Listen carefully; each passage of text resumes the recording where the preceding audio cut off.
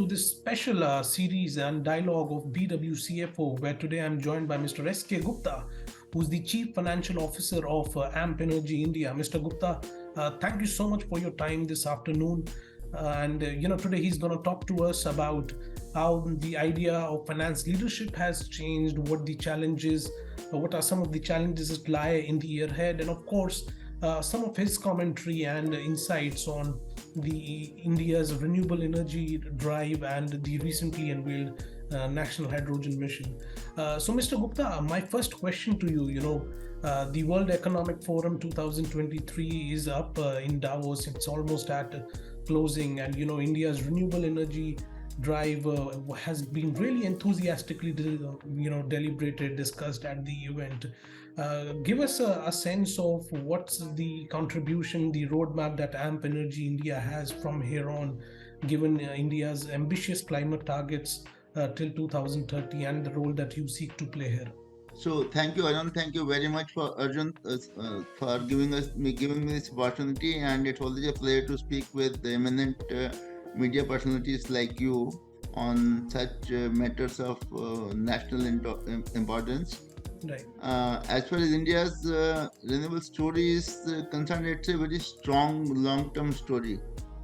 And it's a story which is being given proper impetus and policy support by the government of India through various schemes and networks that it is creating. And the industry is, also parallelly taking up the challenge and trying to see that the Indian growth story on renewables ultimately makes a history in the world in terms of that in a short span of maybe just 20 years, starting from 2010 or so. By 2030, we are almost a 500 gigawatt plus capacity in renewables, and one of the prominent countries in the world which will be ensuring that the carbon emissions are minimal in the country, and to that extent a green environment is being promoted. Right. Now AMP, because of its strategic placement in this whole framework, is playing a very important and growth oriented role in being a strong partner to this growth story. Right. So as a strategy, AMP has always tried to be a very well diversified platform. When in 2010 and 11 people were more going to size and scale and moving on to the utility scale business, AMP, the promoters of AMP and the partners of AMP realized that maybe C&I is one segment of the industry which is not being looked at, which is very lucrative, and though the size is small, but the credit offtake of the customers are very high, and therefore it's a premium business. So we started with that premium business, and while we built up our strong base based on that in 2019-20, the company now decided that we have a fairly large base on the C&I side, and now scale matters for us, because scale will give us the economies of scale on materials, on contracting, and on other areas, and will give us a stronger visibility also in the market. So we went into the utility market after that, and right now we have a very strong portfolio with a combination of both C&I, utility, and rooftop business. The other interesting part of AMP's growth story was that we never restricted ourselves to certain segments of the industry. So in terms of product profile, we right from the beginning we were very clear that we like to be a very diversified product profile company also, and the ultimate goal is to give around the clock 24/7 power to our esteemed customers. So we are present today into solar, we are present into wind and hybrid. We have done a small battery solutions for the industry for PGCIL, and we are right now working on virtual PPAs with some eminent international customers. Okay. And I think we were one of the first one to go and take a trading license, A-grade trading license 2 years back. We are building up our business based on that also.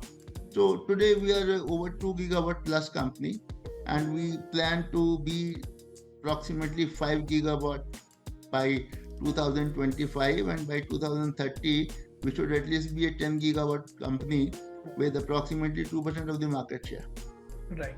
Mr. Gupta, I would also like to know your views on this recently unveiled National Hydrogen Mission, especially the economics of that mission. The viability has been discussed very widely in the media, and since it is a capital-intensive sector as of now, how is AMP Energy looking at the economics of it, and probably what would be some of the growth determinants that you're seeing for the success of its trajectory in India?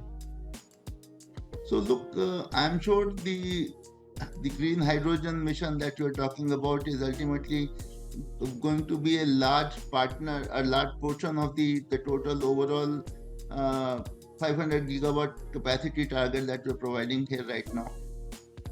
It's in the nascent stage right now, so economies of scale are not making sense, and that's why government is trying to say that the industry is requesting the government to see that the PLI schemes in the industry in this part of the industry should be tripled to take the PLI share of the total cost of production to a certain level where ultimately economies of scale start falling in into, and ultimately it will also help parallel growth of the green energy segment, because most of the such projects will like to join hands with some green energy supplier, so that the energy requirements for the projects are also being supplied from the renewable sector. So I think it's again one part of the growth story which is very promising right now. If the right type of government incentives are provided and impetus is given, I'm sure it's going to be again very strong player in the market in the coming years. Right. Now, before we move to our series questions, just one quick comment on one or two lines that since the upcoming union budget is expected, what is that one expectation that the industry has for this sector from the government? This is very interesting. As I was speaking to some of the manufacturing partners in the industry, so I come from more from the IPP side, and they're more from the manufacturing side. So there was one common demand which was coming through. ALLM as a scheme is a very premature scheme right now in the country, should be done away with. And the basic reason is that the current demand supply between domestic production and domestic demand is very squeezed, more with a very high demand and very low limited capacity on the supply side. And whatever government is trying to do in terms of the made in India manufacturing, I think it's going to take stabilize not before 24 to 30 months from today, because capacities are getting created right now. They will take time, their own time to get established, number one, and after that it will take some 3 to 6 months time to stabilize, and then only the desired output will start coming in.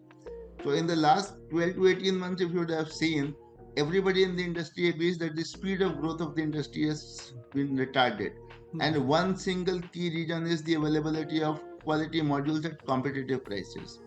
So the government should immediately do away with the customs duties, both on cells and modules. Let the market be open for some time, so that adequate quantities of modules are available and cells are available at competitive prices, so that the industry can get modules at competitive prices. One more small thing which is I have been saying continuously, it may not be large, but it's a sign which you see. This in such a scarcity market where demand is high, supply is low. There are a lot of players who claim that they're exporting their modules, and they feel proud of saying that we do exports to Europe and US and other countries, and they try to prove their quality capabilities based on that. That's very wrong.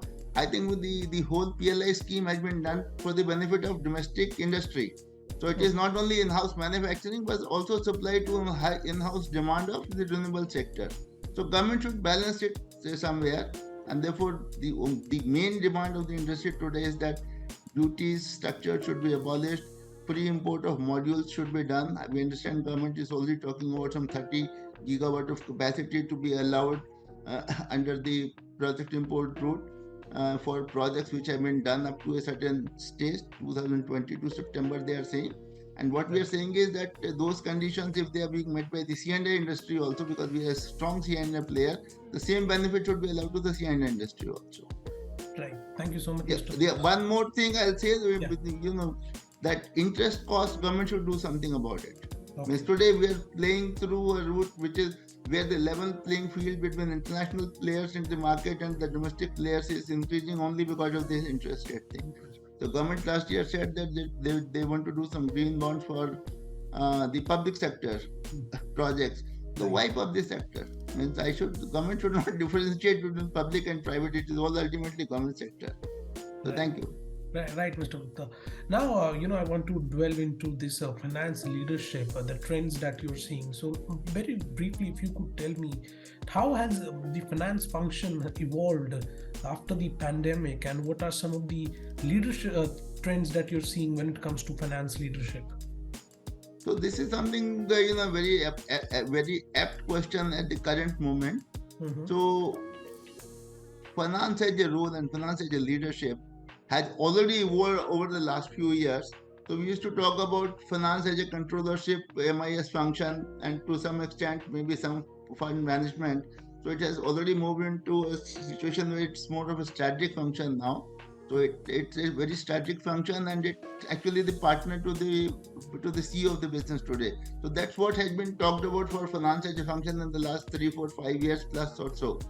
I think post pandemic, in the recent last 2, 3 years, and I think it's continuously evolving at a very fast pace now, is that finance has become a functional specialist role to a business centric role now.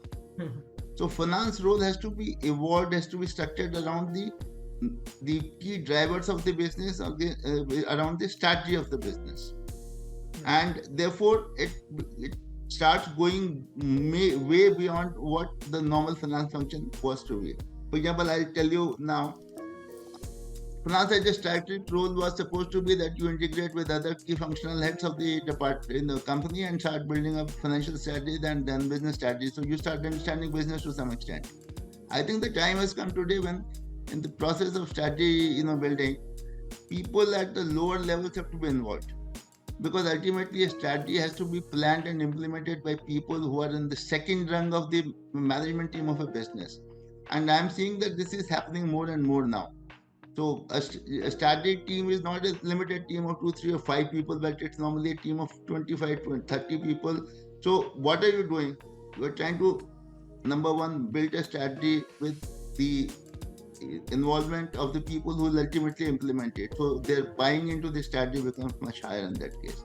The other thing is that because they are operating, they are in a position to add value to in terms of building up the business plan and the short-term strategies of the business.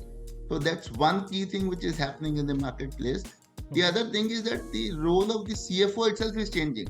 So because it is getting driven by the key business drivers of the business today. So for example, I don't always do only the role of a normal CFO. In my business, if land is a key driver, I'm available there to ensure that I'm part of the land team which is doing a key land transaction or a key project. Cost management is not cost control now. It is cost management where I'm trying to ensure that my company is putting up industry leading benchmarks on the cost side. So we're not now following the benchmarks of the industry. We're trying to put up industry leading benchmarks and then building up processes around that so that I can actually achieve those benchmarks. So like what? We are ensuring now that people like me are continuously integrated into the international market in terms of how the material prices are moving on the one side. So while I'm not saying that my procurement team is not competent of doing that, but as a CFO, that has become a part of my role. So I'm overall looking at those things also, trying to guide when the budgets are being set that look, these materials are moving up like this. So based on that, the pricing should be done in a different way. Value engineering is another area which we are propagating. So I'm not actually doing value engineering, but when I talk to suppliers, I get a lot of ideas from suppliers because I do negotiations at the highest level also. So I am in a position to influence upon the company to take on some routes. Normally change is something which is very difficult for people to accept.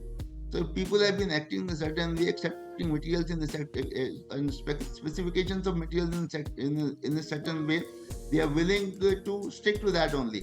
But if I get a set of suppliers who have said that, look, these are the technological evidences why a new material or a new process is being implemented and how some of the other people internationally or domestically have done that. So we help break the mindset of the people by putting up those things in front of the management. So that's another type of role that we are trying to do.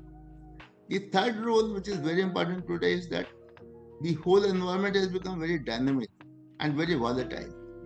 The planning processes, which used to be structured for planning processes, you have a period plan for 3 to 5 years, strategy for 3 to 5 years, you have a medium term plan for 1 to 3 years, and then you have annual business plan, and then you have monthly monitoring mechanisms. All that game is changing now. I need to change my strategy and my plan on a daily basis now. So therefore, putting up systems and processes where my planning exercises on a regular, continuous basis. If I find marketplace today, model prices are dropping, or say sell price is dropping, or something, or say wafer price is dropping, I'm not going to stick to my original plan. Replan the whole thing in a manner that how can I bring those economies of scale to the table in that case. So doing that part of the role has become very important.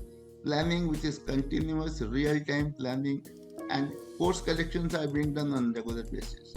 The third important learning which comes from here is that today I should have enough backup available for funds at short notice wherever I find an opportunity for a kill where I can save a cost for the company or optimize the profitability of the company. The company should not be starving for funds at that stage. And therefore, this is substantially way beyond the normal way of planning, where you have a standard business plan and you have fund requirements matched to that. You create them and then you feel happy about it. No, so a lot of backup support is available, and at a short call, these funds can be made available. So this is another key area that I'm looking at. Right. So, Mr. Gupta, my last question to you, and since some of the key takeaways that I took from your answer, that how today's environment is dynamic, volatile, and I mentioned at the beginning of this interview that as the World Economic Forum is underway in Davos, one clear trend that has been coming from the industry there, that 2023 will be a tough year. And when we're talking about such uncertain times, give me a sense of how finance leaders should navigate such tough circumstances, such tough times, and how the leadership should look like in such times of uncertainty. So I said I will once again repeat some of the points that I've covered here right now. I think the whole planning process has to be very lively and very interactive to the changing environment, and realigning your at least the operating plans for the current year while you are taking into account the long-term strategy in terms of how the for example the technology is moving, and therefore are we getting here to adopt the new technology. So on the one time you're looking at the long-term plan strategy, but you're looking also at the short-term plan, realigning, doing course corrections, taking the whole team into confidence, and ensuring that required resource requirements are being continuously met. So that's one key process which is there. The other is the continuous, upgradation of the company in terms of more and more digitalization and AI. Okay. So that's something which has become very, very important. No, you have to have real-time systems which are not only fully integrated. That's something which was being said 10 years back.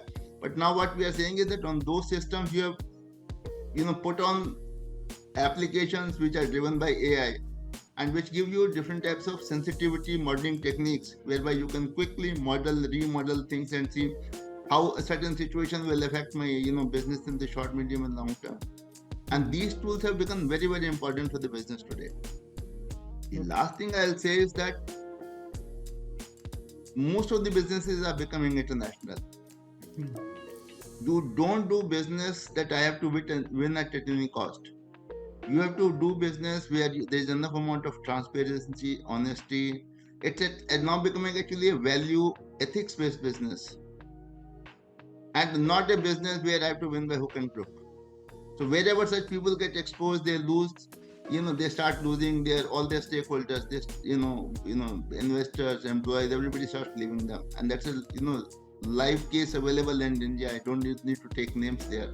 But on the other hand, people who have been operating on certain value systems, building up their plans based on those value systems, strong processes, they are the people who are going to win the race.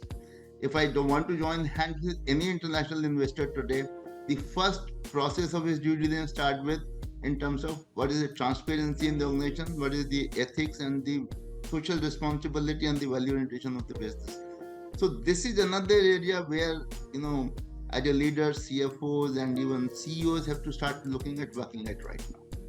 Well, Mr. Gupta, thank you so much for your time this afternoon. It was really insightful to, hear your views as to how the leadership has changed and how leaders should navigate the year ahead, and of course, what's the vision of AMP Energy in contributing towards India's renewable energy drive. Thank you so much, Mr. Gupta. It was a pleasure talking. Thanks, Arjun. It was a very interactive and very good discussion, and I am sure, I will have the opportunity of listening to similar discussions that you have with other industry leaders. So it's Right. ultimately a learning process for all of us. Right. And thank you very much once again for the opportunity. Thank you, sir. Good day. God bless you. Thanks. Bye. Namaskar.